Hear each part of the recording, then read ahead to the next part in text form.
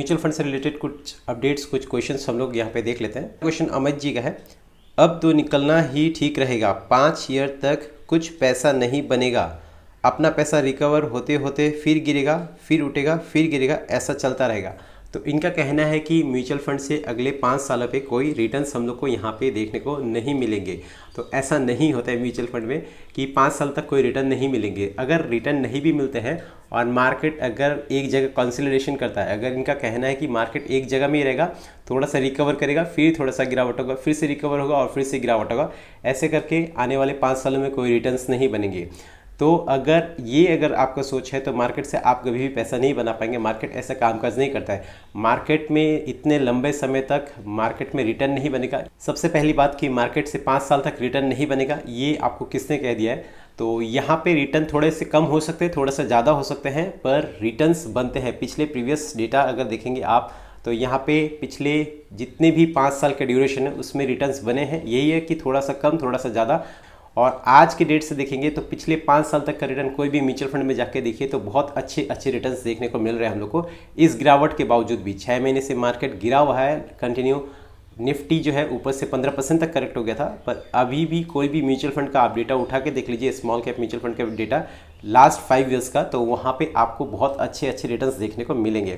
तो ऐसा नहीं है कि यहाँ से मार्केट जो है 5 साल तक रिटर्न्स नहीं देगा। हाँ, पर यही है कि आपको अच्छे से पिक करना पड़ेगा कि आप कौन से म्यूचुअल फंड में इन्वेस्टमेंट करना है, कितने समय के लिए आपको मार्केट में रहना है, ये सिलेक्शन आपको अच्छे से करना पड़ेगा।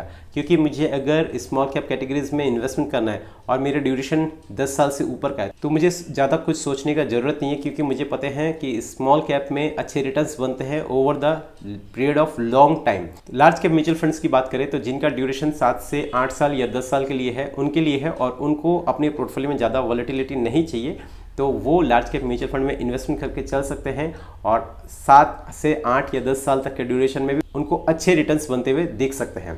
दूसरा कमेंट है, म्यूचुअल फंड ऊपर खरीदते हैं और नीचे बेचते हैं। यानी इनका कहना है कि म्यूचुअल फंड में जो खरीदारी होता है वो ऊपर माने हाई लेवल में होता है, और जब उसको प्रॉफिट बुकिंग करने का समय होता है तो वो नीचे के लेवल में होता है, यानी लॉस में बिक्री होता है। तो देखिए, म्यूचुअल फंड में ऐसा कुछ नहीं है। फंड मैनेजर फर्स्ट फंड को संभालता है, वो खरीदता है, बेचता नहीं है। खरीदना बेचना हमारे हाथ में रहता है। म्यूचुअल फंड में जब भी हम लोग इन्वेस्टमेंट करते हैं तो वो हम खुद इन्वेस्टमेंट करते हैं, कोई दूसरा आके हम लोग का इन्वेस्टमेंट नहीं करता है। तो यहाँ पे किसी को ब्लेम करना सही नहीं रहेगा कि ऊपर हम लोग खरीदते हैं और नीचे हम लोग बेचते हैं, ऐसा किसी को ब्लेम करना सही नहीं रहेगा। तीसरे कमेंट की बातें कर लेते हैं। तो यहाँ पे तीसरा कमेंट आया है सतीश जी की तरफ से। इनका कहना है मई जून में मार्केट नीचे में इन्वेस्टमेंट करना। सतीश जी का कहना है कि मई और जून मंथ में मार्केट नीचे रहेगा तो उस समय इन्वेस्टमेंट करना है। तो ये मैंने पिछले कुछ वीडियो में भी बताया था कि कोई भी मार्केट को इतनी आसानी से प्रेडिक्ट नहीं कर सकता है। मई और जून का वेट करते रहेंगे और क्या पता मार्केट ने जो अभी लो लगाया है वही इसका बॉटम हो और मई जून तक मार्केट रिकवर करके बहुत ऊपर चले जाए। पर ऐसा नहीं, वहाँ से गिर भी सकता है। ये बस मैं बोलने की बात कर रहा हूँ कि कोई भी सटीक एकदम एक्यूरेट मार्केट के बारे में बता नहीं सकता कि मई और जून में मार्केट गिरेगा, उस समय हम लोग इन्वेस्टमेंट करेंगे और उसके बाद से मार्केट ऊपर चले जाएगा। जब भी हम लोग म्यूचुअल फंड में इन्वेस्टमेंट करते हैं तो वो मंथली बेसिस पे SIP जाता है और हम लोग को डिसिप्लिन के साथ थोड़ा थोड़ा करके इन्वेस्टमेंट करना रहता है। एक्स्ट्रा कैपिटल हो तो लमसम करके हम लोग थोड़ा थोड़ा पैसा भी इन्वेस्टमेंट करके चल सकते हैं। तो थोड़ा थोड़ा करके हम लोग को अपना डिप्लॉय करना रहता है। ऐसा नहीं है कि मैं मई में और जून में ज़्यादा कैपिटल डालूंगा और मार्च अप्रैल जो भी आने वाले हैं इसमें मैं एकदम से कम पैसे डालूंगा। हम लोग का SIP फिक्स्ड अमाउंट रहता है, वो हमारे ऊपर निर्भर करता है, हम लोग उसको बढ़ा सकते हैं या घटा सकते हैं, पर फिक्स अमाउंट का जो SIP उसको चलते रहने दीजिए। मार्केट गिरा हुआ हो तो भी हम लोग वहाँ पे बाइंग करेंगे, मार्केट ऊपर जा रहा हो तो भी हम लोग बाइंग करेंगे, और टोटल मिला के जो है वो एक एवरेज आउट हो जाएगा। लंबे समय में वो हम लोग को अच्छा सा रिटर्न एक जनरेट करके देगा। बढ़ते हैं अपने आखिरी कमेंट की ओर, और ये कमेंट थोड़ा सा इंटरेस्टिंग है, यहाँ पे हम लोग देख लेंगे।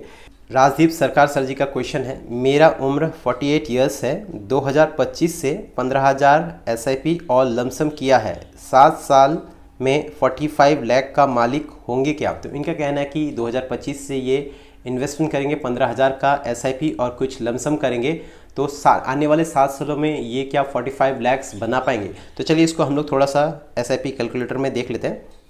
तो यहाँ पे हम लोग एक बार कैलकुलेट कर लेते हैं कि 15,000 के SIP से 7 सालों में कितना हम लोग यहाँ पे रिटर्न बना सकते हैं।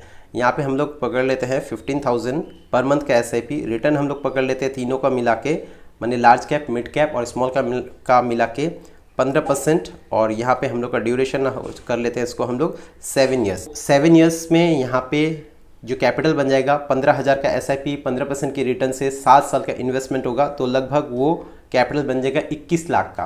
तो यहाँ पे ओनली SIP करेंगे तो बस 21 लाख का कैपिटल बनेगा। अब चलते हैं कि लमसम भी इन्होंने बोला है कि करेंगे, तो लमसम हम लोग मान लेते हैं इन्होंने कर लिया 5 लाख का। अगर लमसम करते हैं तो 5 लाख ये 7 साल में जो है ये बनेंगे यहाँ पे 13 लाख, तो 21 और 13 लाख अगर देखेंगे तो 34 लैक्स हो रहा है। तो लमसम अमाउंट आपको थोड़ा सा ज़्यादा करना पड़ेगा। यहाँ पे मिनिमम देख लेते हैं हम लोग कितना लमसम अमाउंट करना पड़ेगा जो आप 45 लाख तक का टारगेट अचीव कर सकते हैं। तो यहाँ पे लमसम अमाउंट आपको लमसम अमाउंट 9 से 10 लाख करना पड़ेगा और साथ में 15,000 का SIP करेंगे तो आने वाले 7 सालों में आपका कैपिटल 44 लाख से 46 लाख तक यहाँ पे हो सकते हैं। ये एकदम गारंटेड नहीं है, हो सकता है यहाँ पे मैं बोल रहा हूँ क्योंकि मार्केट में उतार चढ़ाव आते रहता है और 48 इयर्स का एज है तो मैं बोलूँगा कि ज़्यादातर आपका एलोकेशन जो है वो लार्ज कैप में ही रखिएगा। और क्योंकि एज ज़्यादा है तो यहाँ पर रिस्क हम लोग को कम लेना रहेगा। वहीं पे अगर आपके पास ड्यूरेशन ज़्यादा रहता, यहाँ पे आप अगर 8-7 साल, यहाँ पे अगर आप 7 साल के जगह 10 साल या 15 साल तक अगर वेट कर लेते तो 15,000 का SIP से हम लोग 1 CR तक भी पहुँच सकते थे 15 सालों में। तो दोनों को मिला के 15,000 के SIP और 10 लाख का लमसम अमाउंट 7 साल में आपको लगभग 44 लाख से 47 लाख तक का कॉर्पस बना के दे देगा। ये एक बस कैलकुलेटर के हिसाब से हम लोग ने कैलकुलेट करके देखा है, ये फिक्स नहीं है, ये हो सकता है आने वाले दिन में अगर मार्केट ठीक ठाक रहा तो ऐसा रिटर्न्स आपको मिल सकते हैं। पर मार्केट का सिचुएशन के ऊपर सब कुछ डिपेंड करता है कि मार्केट का सिचुएशन आने वाले दिनों में कैसा रहेगा और कैसे रिटर्न्स बनेंगे। यहाँ से कम रिटर्न्स भी मिल सकते हैं और यहाँ से थोड़े से ज़्यादा रिटर्न्स भी आपको देखने को मिल सकते हैं।